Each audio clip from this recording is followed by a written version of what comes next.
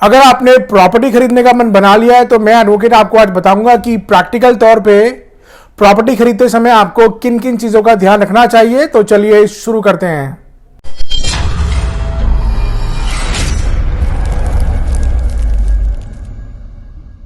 Pace consultants में आपका स्वागत है। प्रॉपर्टी परचेज करते टाइम सबसे इंपॉर्टेंट चीज होती है प्रॉपर्टी की पूरी चेन। एग्जाम्पल के तौर पे अगर कोई ऐसी प्रॉपर्टी है जो पहले 5 बार बिक चुकी है और अब आपने उस प्रॉपर्टी को परचेज करने का मन बना लिया है, तो आपके पास सरकार से अलॉट हुई कन्वेंस डीड के साथ साथ जिस भी मोड से वो प्रॉपर्टी ट्रांसफर हुई है वो सारी डीड्स या डॉक्यूमेंट्स आपके पास होने चाहिए। एग्जाम्पल के तौर पे प्रॉपर्टी ट्रांसफर करने के कुछ मोड्स होते हैं, जैसे कि sale deed, gift deed, release deed, relinquishment deed, exchange deed, family settlement deed, will या इसी तरह के और भी डीड्स या डॉक्यूमेंट्स हो सकते हैं। तो आपके पास प्रॉपर्टी के सारे ओरिजिनल डॉक्यूमेंट्स और पूरी चेन होनी चाहिए, बिकॉज अगर कोई भी डॉक्यूमेंट मिस होता है तो उससे आपको प्रॉपर्टी पर लोन मिलने में प्रॉब्लम आ सकती है, या फ्यूचर में जब आप किसी और को सेल करोगे तो उस टाइम भी कॉम्प्लिकेशंस पैदा हो सकती हैं। और प्रॉपर्टी खरीदने से पहले आप ये जरूर पता कर लें कि उस प्रॉपर्टी का रियल ओनर कौन है। बहुत बार फ्रॉड लोग अपने आप को ही रियल ओनर बोलते हैं या कहते हैं कि उनके पास पावर ऑफ अटर्नी है, जबकि वो रियल ओनर्स नहीं होते हैं। इसके साथ साथ उस प्रॉपर्टी पे कोई डिस्प्यूट या कोर्ट लिटिगेशन तो नहीं है, ये भी कंफर्म कर लें।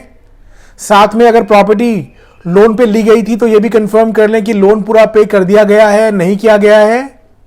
और अगर लोन पूरा पे कर दिया गया है तो क्या बैंक ने उसके ऊपर एनओसी दे दी है या नहीं दी है। और इसके साथ साथ आप ये भी चेक कर लें कि प्रॉपर्टी को लंबे टाइम तक किसी को लीज पर तो नहीं दिया गया है, और प्रॉपर्टी के ऊपर कोई ड्यूज या टैक्स तो नहीं है, जैसे कि बिजली, पानी, हाउस टैक्स या कोई और साथ में आप टीडीएस की भी सारी इंफॉर्मेशन ले लें। और ये भी जरूर चेक कर लें कि प्रॉपर्टी के ऊपर कोई इंक्रोचमेंट तो नहीं है, या इंक्रोचमेंट की वजह से म्युनिसिपल डिपार्टमेंट ने उसके ऊपर रेड स्टैम्प ना लगा दी हो। अब हम बात करते हैं पेमेंट्स के बारे में। पेमेंट्स हमेशा आप उसी के अकाउंट में ट्रांसफर करें जिसके नाम पे प्रॉपर्टी है। आप कभी भी पेमेंट किसी थर्ड पर्सन, बिल्डर या डीलर के अकाउंट में बिल्कुल भी ना करें, बिकॉज अगर आप बुकिंग कैंसिल करते हैं तो आपको रिफंड मिलने में प्रॉब्लम्स हो सकती हैं। और जिससे आप प्रॉपर्टी परचेज कर रहे हैं उससे कंफर्म जरूर कर लें कि उसके पास वो प्रॉपर्टी कहां से आई। अगर वो ये कहता है कि उसके पास ये प्रॉपर्टी उसके फादर से आई है तो आप उससे सर्वाइवर सर्टिफिकेट जरूर ले लें। इससे कंफर्म हो जाएगा कि उसके कितने लीगल ईयर्स हैं और किसी लीगल ईयर्स को कोई ऑब्जेक्शन तो नहीं है। और अगर वो ये कहता है कि उसके पास ये प्रॉपर्टी विल से आई है तो वो उस विल को कोर्ट से प्रोबेट जरूर करवा ले, ताकि कोई और लीगल ईयर उस विल को कंटेस्ट ना करे, वरना आपको बाद में प्रॉब्लम्स आ सकती हैं। और साथ में आप लास्ट ओनर का डेथ सर्टिफिकेट भी जरूर ले लें। अब हम बात करते हैं कि अगर प्रॉपर्टी आप किसी बिल्डर से परचेज करते हैं तो आपको किन किन चीजों का ध्यान रखना होता है। सबसे पहले तो आप ये चेक कर लें कि बिल्डर और रियल ओनर के बीच में कोलैबोरेशन का एग्रीमेंट रजिस्टर्ड है या नहीं है, और क्या बिल्डर के पास प्रॉपर्टी सेल करने की पूरी राइट्स हैं या नहीं। और कल को अगर बिल्डर और रियल ओनर के बीच में कोई डिस्प्यूट होता है तो आपकी बुकिंग का क्या होगा। तो इसी तरह के सारे टर्म्स एंड कंडीशन जरूर पढ़ लें और उसकी एक कॉपी बिल्डर से साइन करवा के अपने पास जरूर रखें। और इसके साथ आप ये भी जरूर चेक कर लें कि जिस लैंड पर बिल्डर प्रॉपर्टी बना रहा है उस लैंड का रियल ओनर कौन है, उससे भी आप एक बार जरूर मिल लें। और साथ में ये भी चेक कर लें कि लैंड का टाइटल बिल्कुल क्लियर है या नहीं, उसके ऊपर कोई लोन या डिस्प्यूट तो नहीं। इसके साथ साथ आप लैंड यूज जरूर चेक कर लें। बहुत बार बिल्डर एग्रीकल्चर लैंड पे ही प्रॉपर्टी बना देते हैं या बिल्डिंग बना देते हैं और कस्टमर से कहते हैं कि वो बिल्डिंग बनाते बनाते उसका लैंड यूज चेंज करवा लेंगे, और बाद में लैंड यूज चेंज नहीं होता है और म्युनिसिपल डिपार्टमेंट आके पूरी बिल्डिंग तोड़ देती है और आपका पूरा पैसा फंस जाता है। बिल्डर से प्रॉपर्टी परचेज करते समय आप कुछ क्वेश्चन का आंसर राइटिंग में जरूर ले लें कि अगर बिल्डर ने फिक्स टाइम में या तय वक्त में बिल्डिंग तैयार नहीं की तो क्या होगा, और अगर उसने कुछ एक्स्ट्रा टाइम लिया और उस टाइम के अंदर भी वो बिल्डिंग पूरी नहीं कर पाया तो क्या होगा, और अगर आपके साइड से कैंसिलेशन होती है तो क्या आपको आपका पूरा पैसा रिफंड मिलेगा या नहीं, और अगर बिल्डर के साइड से कैंसिलेशन होती है तो उस केस में क्या होगा। बहुत बार डीलर्स या बिल्डर झूठ बोल के आपसे किसी डॉक्यूमेंट पे साइन ले लेते हैं कि आपका कैंसिलेशन के टाइम पे पूरा पैसा रिफंड कर दिया जाएगा, मगर बाद में वो पैसे रिफंड नहीं करते हैं या कुछ अमाउंट काट के ही आपके पैसे रिफंड किए जाते हैं। जब स्टार्टिंग में बिल्डर और आपके बीच में एग्रीमेंट टू सेल बनता है तो आप उसका रजिस्ट्रेशन कंसर्न सब रजिस्ट्रार के यहाँ पे जरूर करवाएं। काफी सारी स्टेट्स के अंदर तो एग्रीमेंट टू सेल का रजिस्ट्रेशन करवाना मैंडेटरी और कंपलसरी है। अगर मैं दिल्ली की बात करूं तो जिस दिन आपका एग्रीमेंट टू सेल एग्जीक्यूट होता है उसके 4 महीने के अंदर अंदर आपको अपना एग्रीमेंट टू सेल रजिस्टर करवाना होता है। अगर आप ऐसा नहीं करते हैं तो रजिस्ट्रेशन फीस के हिसाब से आपके ऊपर 10 गुना पेनल्टी लग सकती है।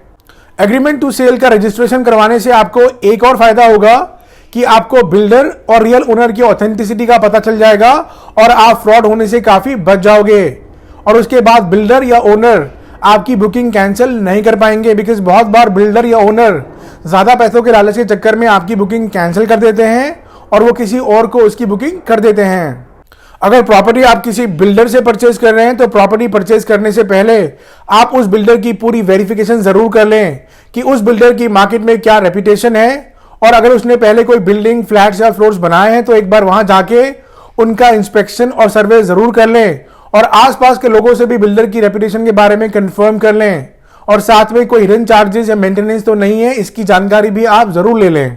और इसके साथ साथ आप ये भी कंफर्म कर लें कि बिल्डर को उस लैंड पे कितनी मंजिल या फ्लोर्स बनाना अलाउड है, बिकॉज बहुत बार परमिशन सिर्फ 7 से 8 मंजिल की होती है मगर बिल्डर उसके ऊपर 10 से 12 मंजिल बना देते हैं। और बिल्डर से आप कंप्लीशन सर्टिफिकेट की कॉपी जरूर लें, इससे ये कंफर्म हो जाएगा कि बिल्डर ने उस बिल्डिंग को अप्रूव्ड मैप के हिसाब से ही बनाया है। बिकॉज बहुत बार बिल्डर 2-4 फीट की इंक्रोचमेंट कर लेते हैं और बाद में म्युनिसिपल डिपार्टमेंट आके उसको तोड़ देते हैं। जब भी आप प्रॉपर्टी परचेज करते हैं तो उसकी रीसेल वैल्यू के बारे में जरूर समझ लें और साथ में ये भी जान लें कि वो कितनी जल्दी बिक जाएगी और उसकी connectivity school, college, bus stand, airport, hospital, park से कैसी है और उसमें किस तरह की सनलाइट और वेंटिलेशन है, और साथ में ये भी कंफर्म कर लें कि आपको ओवरऑल कितना रजिस्ट्रेशन और स्टैंप ड्यूटी पे करनी होती है। और अगर प्रॉपर्टी के अंदर कुछ ऐसी चीजें हैं जो उसमें ऑलरेडी फिटेड हैं, जैसे कि गैस की chimney, air condition, geyser, chandelier या कुछ और, तो आप करंट ओनर से जरूर कंफर्म कर लें कि ये चीजें उसके अंदर एज इट इज रहेंगी या वो अपने साथ लेके जाएगा, क्योंकि इन चीजों के ऊपर बहुत बार डिस्प्यूट पैदा हो जाता है और ये चीजें आप एग्रीमेंट टू सेल के अंदर जरूर मेंशन करवाएं। मैं आपको रेकमेंड करता हूं कि आप प्रॉपर्टी परचेज करने से पहले एक अच्छा सा एडवोकेट जरूर हायर कर लें जो आपके बिहाफ पे सारे डॉक्यूमेंट्स वेरीफाई कर लेगा, और बिना अपनी एडवोकेट की सलाह के आप किसी भी डॉक्यूमेंट पे साइन ना करें और ना ही किसी को पेमेंट रिलीज करें, बिकॉज इससे आप बहुत फ्रॉड होने से बच जाओगे और ये आपके लिए बहुत अच्छा होगा। तो आज के लिए बस इतना ही। होपफुली आपको आज का वीडियो बेहद पसंद आया होगा और आपको इन्फॉर्मेशन मिल गई होगी कि प्रॉपर्टी खरीदते समय आपको किन किन चीजों का ध्यान रखना होता है। किसी भी लीगल इन्फॉर्मेशन के लिए आप हमें कभी भी कॉल या व्हाट्सएप कर सकते हैं। हमारा नंबर है 8826484040, या आप हमारी वेबसाइट pacelegalconsultants.com पर भी लॉग इन कर सकते हैं या कमेंट करके अपना कोई भी क्वेश्चन पूछ सकते हैं। आप इस वीडियो को सब्सक्राइब, लाइक और शेयर जरूर कीजिए। हम इसी तरह आपकी लीगल नॉलेज और ज्ञान बढ़ाते रहेंगे। आप सभी का बहुत बहुत शुक्रिया। Thank you, bye bye, take care.